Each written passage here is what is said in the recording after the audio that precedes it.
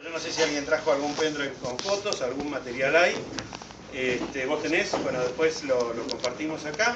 Y recuerden que, como siempre, terminada la charla, nos vamos a comer algo. Hay una mesita reservada para ir a comer algo todos juntos.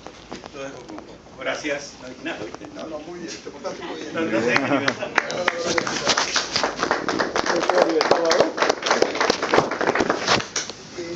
Son las 8:20.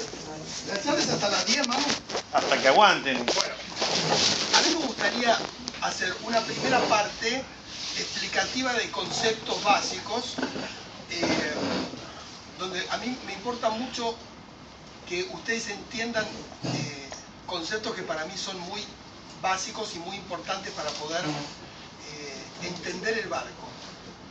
Y después dejar una media hora final para poder lograr que ustedes me hagan las preguntas que quieran respecto de sus barcos, de las regatas o de lo que ustedes tengan ganas de preguntar. Yo vengo de una familia donde somos 5, bueno, mi madre ya no está, pero somos 5 y 3 somos psicoanalistas, así que es una familia bastante especial, por decir algo, ¿no? No, 4, pues la única que no era psicoanalista era mi madre, después mi padre, mis 2 hermanos y yo. Así que tenemos una cierta pasión por entender, que no siempre logramos entender. Entender el hombre es bastante complicado, entender la mujer también es bastante complicado, pero siempre a mí me apasionó y agradezco mucho a mis padres que me entregaron la curiosidad por entender, por tratar de entender. Entonces, la primera vez que yo me subí a un barco, mi padre se estaba por comprar un cadete, que es como un grumete un poquito más grande para los jóvenes, y la dueña era una señora y la señora me dio el timón. Yo nunca había navegado en mi vida y me dijo, mira, tenés que ir para allá. Entonces yo puse los pies en el cockpit, siempre tuve pies cortos, patas cortas en esa época más todavía, así que medio agachado así, agarré el timón y a mí me parecía que era como un equilibrio, como que había que seguir un equilibrio entre la escora.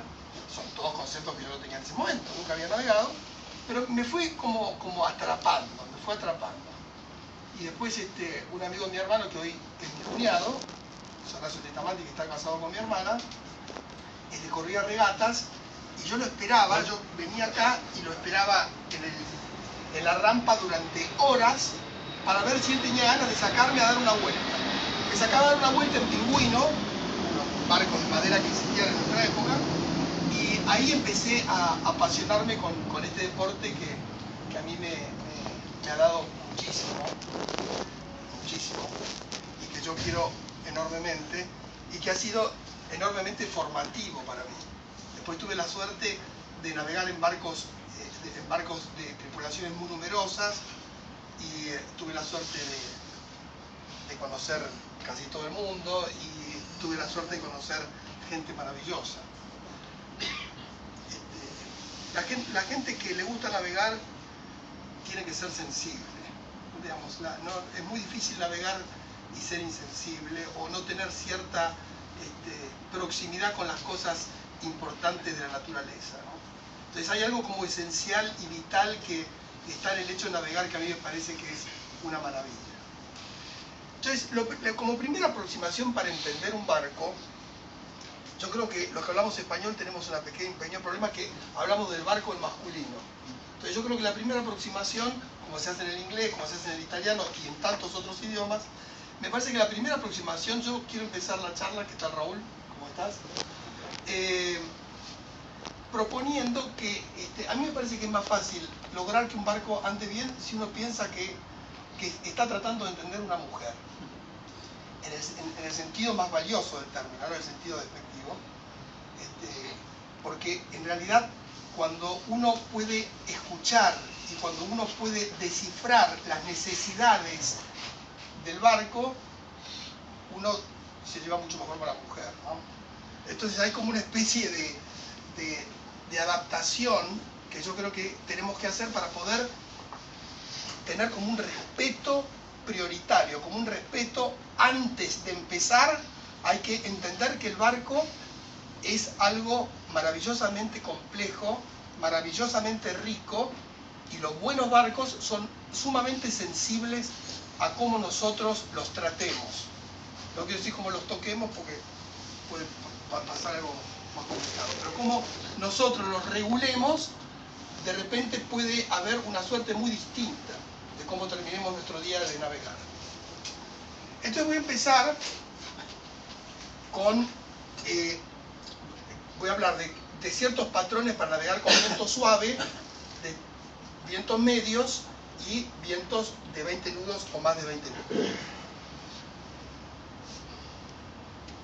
Una vez escuchando una clase de economía, hablaban de la diferencia que hay entre administrar riqueza y administrar pobreza, ¿no?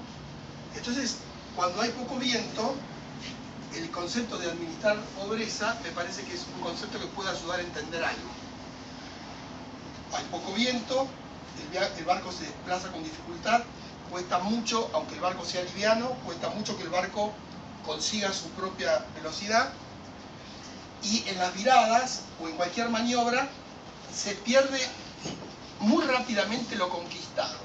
Es decir que cuando uno tiene poca guita hay que cuidarla mucho, porque uno tiene poca guita, entonces hay que cuidarla mucho. Entonces, cuando hay poco viento hay que cuidarlo mucho. ¿Qué quiero decir? Que cómo pongamos las velas, cómo pongamos la regulación, cómo pongamos la escora del barco, tiene una influencia definitoria en la suerte de que el barco encuentre su velocidad. Entonces,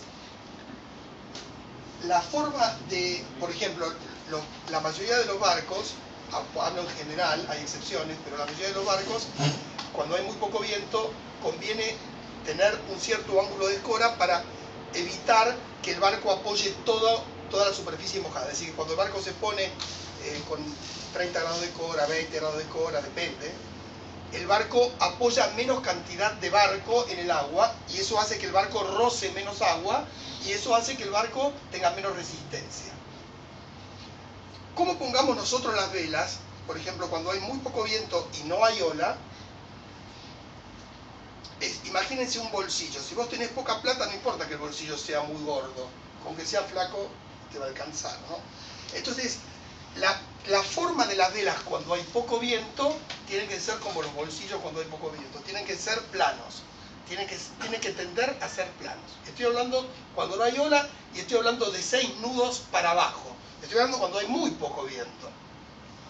Entonces, para eso, ¿cómo se hace para aplanar? En primer lugar, bueno, por lo general en los barcos, en algunos barcos, hay velas especialmente diseñadas para muy poco viento. Se llaman Genoa Light, o a veces los barcos más, con un pañol de vela más complejo, hay una vela que se llama Windseeker, gracias. Entonces, Windseeker, que es en inglés es buscador del viento.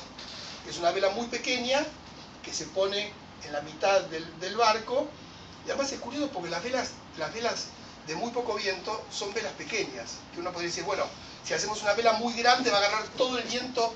No, las velas de calma son velas pequeñas, los spinnaker de calma son los spinnaker más chicos, ¿no?